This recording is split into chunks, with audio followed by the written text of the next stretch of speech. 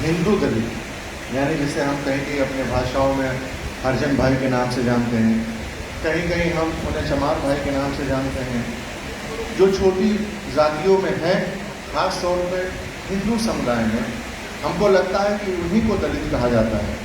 सच्चाई ये है कि दलित किसी जात, किसी बिरादरी, किसी भाषा और किसी मजहब का नाम नहीं, बल्कि दलित एक ऐसा नाम है, एक ऐसा समुदाय है जो सबसे गिरा और गुजरा माना गया इस मुल्क के अंदर नहीं, पूरी दुनिया के अंदर।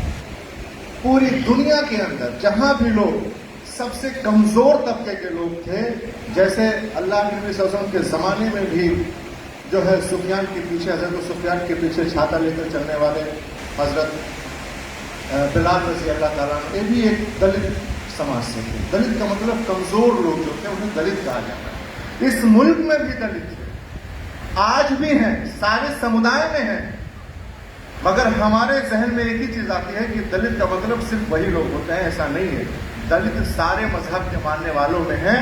और इस मुल्क के अंदर जैसा कि बताया गया कि 1936 जब ये देश आज़ाद नहीं हुआ और ब्रिटिश हुकूमत थी, उस वक्त से लेकर और देश की आज़ादी के वक्त तक हमें इस मुल्क में आरक्षण उसी हिसाब से मिलता था जैसे दलित के नाम पर सबको मिलता है, वैसे मिलता था। मगर जैसे ही मुल्क आज़ाद हुआ, एक तरफ 26 जनवरी को इस मुल्क का आईन सबके सामने पेश किया गया और उसके कुछ ही महीनों के बाद 10 अगस्त 1950 को, जैसा कि बात सुन रहे हैं सुबह से ही, कि माननीय पहले प्रधानमंत्री जवाहरलाल नेहरू जी ने धर्म के नाम पर मुसलमानों का, ईसाइयों का, बौद्धिस्टों का, सिखों का, जैन लोगों का, सब लोगों का आरक्षण रोक दिया। बाद में और लोग लड़े, उन्हें मिल गया, मगर ईसाई चूंकि इस मुल्क में कमजोर थे, कम थे, वो नहीं लड़ पाए, उनको नहीं मिला। और सबसे ज्यादा जिसकी ताकत थी वो हमारी थी। हमने ना उस पर लड़ा, ना बात की, ना सोचा, ना इस पर कभी विचार किया। पिछले 12 सालों से डॉक्टर मोहम्मद अय्यूब अकेला शख्स है जो पूरे उत्तर प्रदेश के हर जिलों में 10 अगस्त को काला दिवस मना रहा है और पूरे उत्तर प्रदेश में राज्यपाल महोदय के जरिए इस बात को बता रहा है कि ये जुल्म है, ज्यादती है, देशद्रोह है, राष्ट्रद्रोह है। और सच्चाई तो यह है कि इस मुल्क के अंदर आज अगर सबसे पहले किसी के ऊपर राष्ट्रद्रोह का मुकदमा होना चाहिए तो उनका नाम जवाहरलाल नेहरू है। द्रोह किया है, राष्ट्रद्रोह किया है, संविधान के साथ द्रोह किया है। मेरे अजीज साथियों, जैसा बताया, नगीना में श्री चंद्रशेखर जी सांसद हो गए। हम जिला सिद्धार्थनगर से रहने वाले, हमारे यहाँ एक विधानसभा है जिले का ही, जिसे हम कपिलवस्तु विधानसभा के नाम से जाने जाते हैं। 55% से ज्यादा मुसलमानों की आबादी है, पर मुसलमान चुनाव नहीं लड़ सकता है।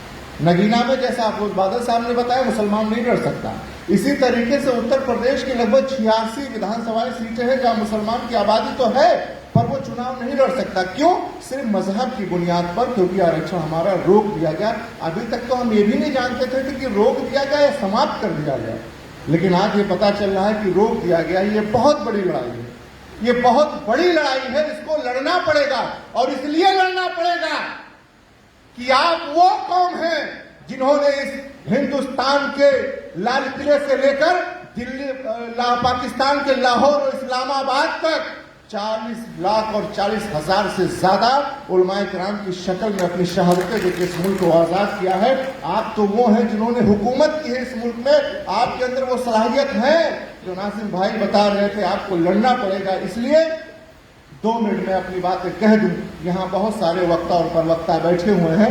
हम पढ़ रहे थे कि इसी मुल्क में, जिस देश में रहते हैं, इसी देश के अंदर एक ऐसा भी वक्त था जिसे आज हम दलित के नाम से जिसे हम किनारे कर रहे हैं, जब वो किसी श्लोक को सुन लेते थे या किसी मंदिर में चले जाते थे तो उनके कानों में शीशा पिघला के डाल दिया जाता था। उनकी बेटियों की इज्जत इनके 12 बजे लूट ली जाती थी। उनके साथ जुल्म और ज्यादती की सारी घड़ियां तोड़ दी जाती थी। उनकी बेटियां जवान होने से पहले किसी न किसी बड़े और मजबूत आदमी के बिस्तर की हवस के शिकार हो जाती थी। मगर वो लड़े, कमजोर थे, मगर लड़े इस मुल्क में और सब कुछ हासिल कर लिया।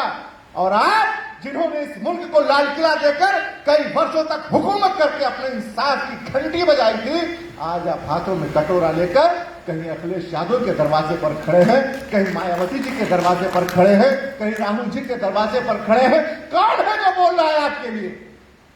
बताओ ना। अभी एक यादव परिवार के बच्चे की हत्या हुई, अखिलेश यादव जी पहुंच गए घर पर, उनके 1 करोड़ मुआवजे और नौकरी की बात की होना चाहिए, ये बिल्कुल होना चाहिए। मगर आप सोचो ना कि पूरी तरीके से इसी उत्तर प्रदेश के कई चुनाव से लगातार बिना मांगे कोई आपके दरवाजे पर वोट नहीं मांगने आ रहा है कि मुसलमानों से वोट मांग लो। है कोई एक आदमी जो खड़ा होकर कह दे कि पिछले लोकसभा में किसी मुसलमान के घर कोई आया था गठबंधन का आदमी वोट मांगने?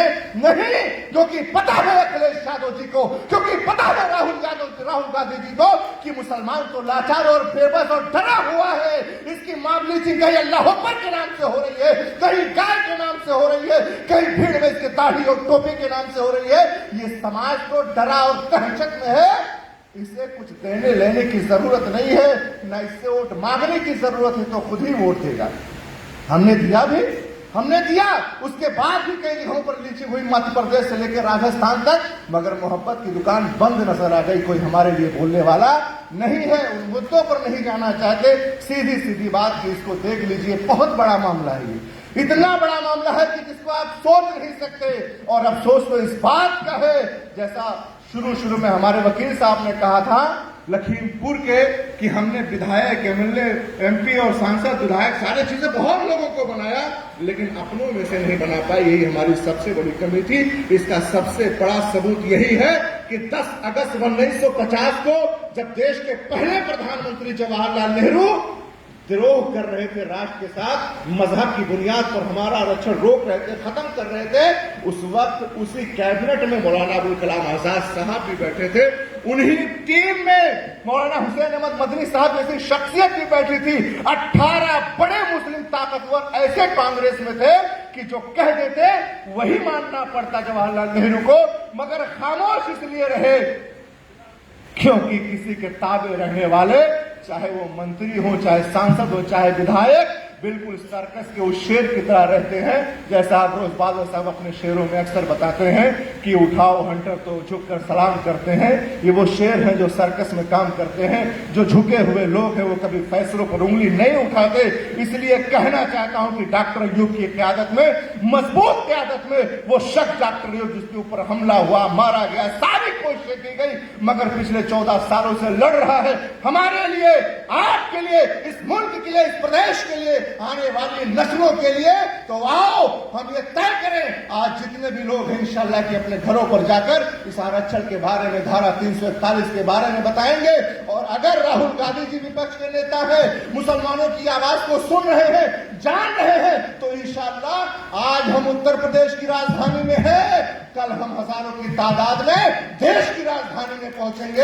हमने जंतर मंतर में पहले भी धरना दिया है, इंशाल्लाह फिर देंगे पूरी ताकत के साथ, मगर इस आरक्षण को वापस लेंगे। इन्हीं सारी बातों के साथ अपनी बात खत्म करते हुए इस गुजारिश के साथ कि मेरे भाई, ये बहुत बड़ा मामला है जो डॉक्टर अय्यूब और हमारे सहयोगी पार्टी और उनके लोगों ने उठाया है, इसको हम ताकत के साथ आगे लेकर जाएं, खुद भी समझें, लोगों को समझाएं। बहुत बहुत शुक्रिया। पीस पार्टी जिंदाबाद, डॉक्टर अय्यूब जिंदाबाद।